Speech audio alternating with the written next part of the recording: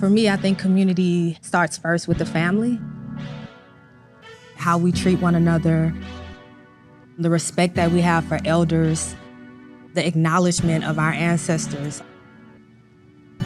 Going back to the source allows us to see a path forward, to see what mistakes were made, but also what worked.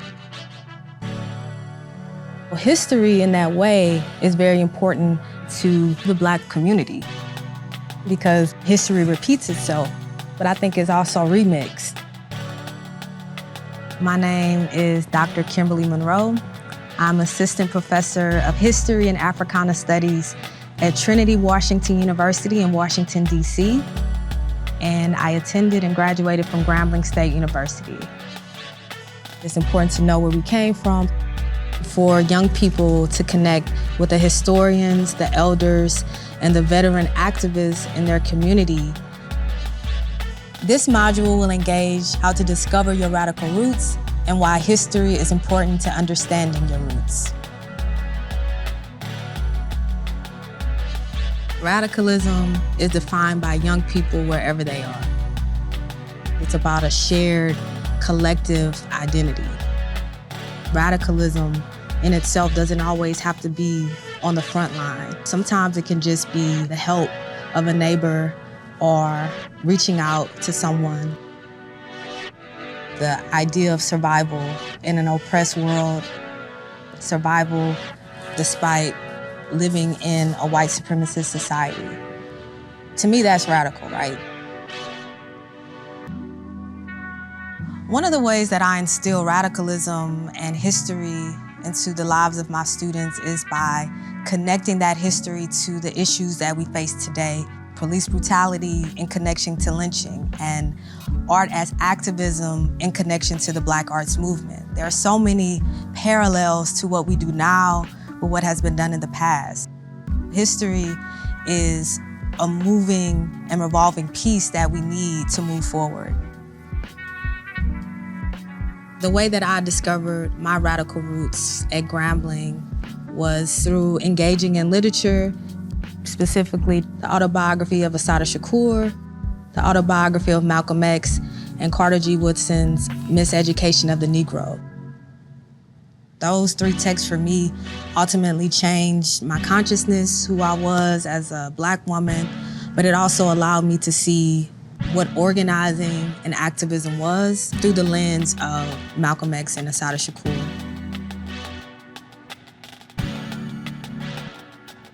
My journey toward radicalism does not have to be yours.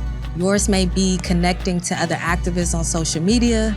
It may be connecting to your professors, or even the elders within your community. Or it may be just having a conversation with friends about issues that are going on in the world. The goal for any activist, for any student, any young person, is to find their passion and to create ways to make that passion and the world better for all. Go to your workbook, do your research, and do your own reflection.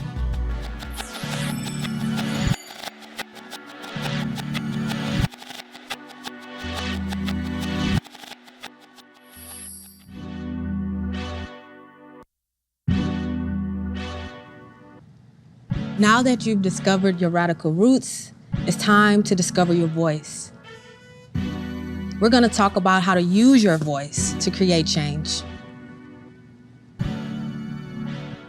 There was one particular moment in 2013 when Grambling's football team was protesting the administration. I woke up, picked my afro out, and I went straight to the student union, and I told them, we need to do something. The goal was to organize a rally and to get students to talk about the issues that we face, not just through athletics, but also as students. We put the call out on social media, we sent it to the football team, we sent it to every single student that we knew would show up. The news outlets came. We talked about the issues, students were very engaged. That was a moment for me when I realized that students and young people have power.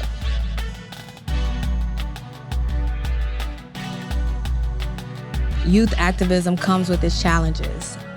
Because I organized a protest on campus, I was suspended from the Grambling Night newspaper. I lost friends.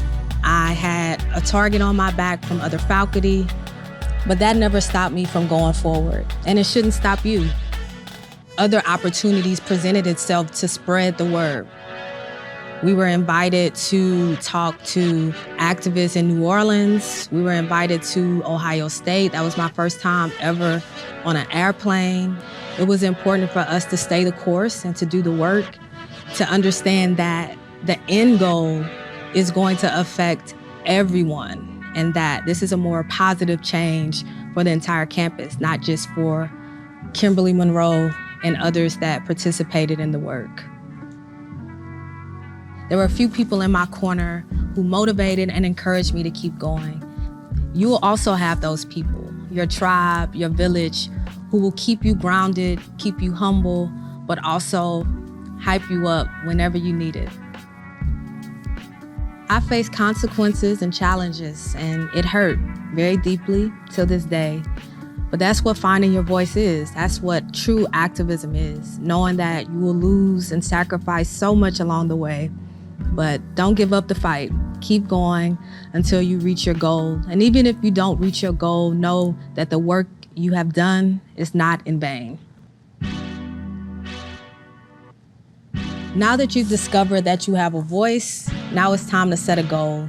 For me, it was organizing a protest and connecting with other students on campus. For you, it may be organizing in your community, staging a sit-in, or taking over an administration building. What are you gonna do? Go to your workbook, write down a goal, and one step towards achieving that goal.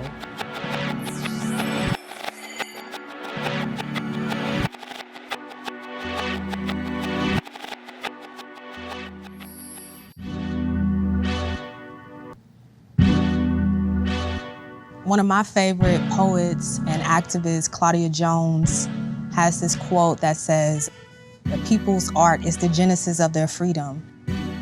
Whether it be carnivals in the Caribbean, second lines in New Orleans, or even homecomings at HBCUs. These are all artful ways that we can feel free, feel liberated, and create. This module is about art and activism. We're gonna talk about the way to use your art, your talent, and your passion as a way to liberate and activate your community. For me, music has always kind of been my liberating force. Growing up in the Baptist church, I was a part of the choir. My mother was a singer, and having that experience, early on in life definitely led me into joining the choir at Grambling and building that community, growing with other Black women who also loved music, dance, poetry, and arts. When we came together, we created something that was collective and shared.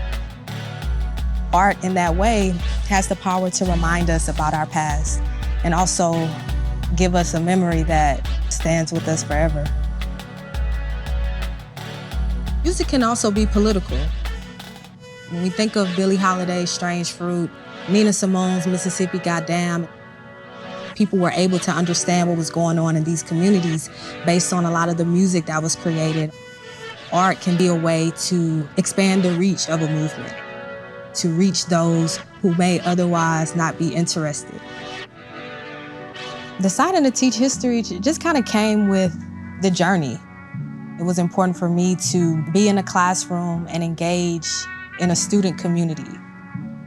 When I enrolled at Grambling, I had no intention of being a professor, but it was one history professor at Grambling who really inspired me to study history and to get involved in knowing where we come from. And one day in class, we were talking about Malcolm X, and he asked the question, why is the story of Malcolm X the most dangerous story in the world? Because he was self-educated, teaching himself, right, while incarcerated and coming out to be one of the most powerful Black men in the world.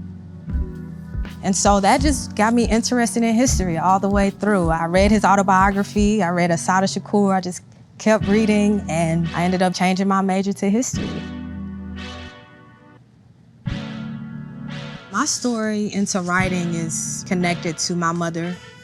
I was 7 years old, and I just started writing my story, like an autobiography about who I was. One of my aunts came to visit, and my mom told her, like, oh, yeah, she's gonna be a writer. And I'll never forget that. I was really inspired to join the school newspaper and to be a journalist. I wanted to be that type of writer, a writer who talked about the issues facing our community. And so writing for me has always just been an outlet, whether it be through journalism, poetry, and spoken word. It doesn't have to be perfect. When you write, you can truly express yourself in a way that sometimes you can't when you're in public spaces or talking amongst classmates. Art and self-expression is activism, whether it be poetry, writing, spoken word, music, dance. These are tools that move us forward and help to expose the issues that our communities are facing. What is your passion? What is your talent? What is your gift? And how do you plan to use those gifts to elevate and liberate your community?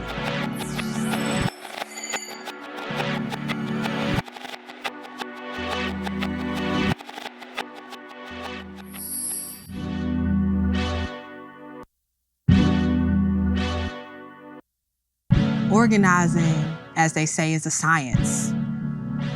Political education, study groups, these are important tools to create the changes that we need. This module is about taking action. We talked about finding your radical roots, expressing yourself, connecting to community, and now it's time to do the work.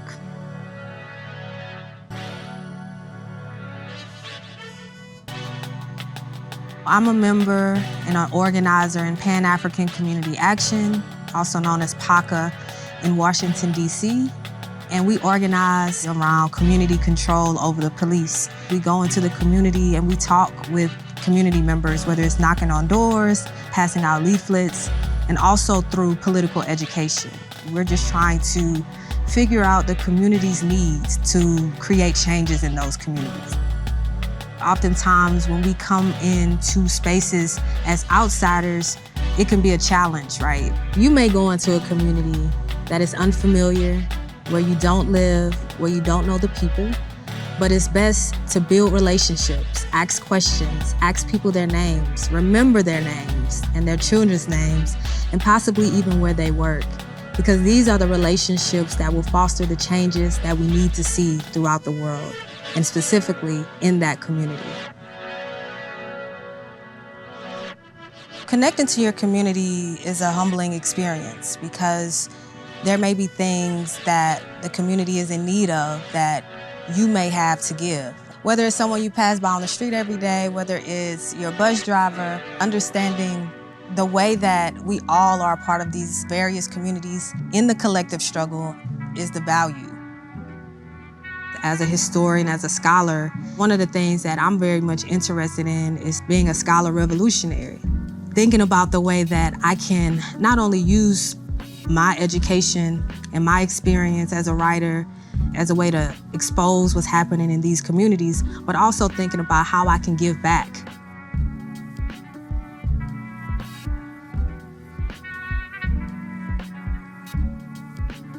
Figure out what ways you can be of service to the movement. Being a professor, a musician, an artist, all of these are tactics and ways for us to move forward. We need everyone in this struggle, and it starts with you. Here are a few ways that you can start to take action in your community. Do your research, build relationships with the people in the community, get political education, join an organization. Find the plan of action in your workbook and follow the prompts that I wrote for you.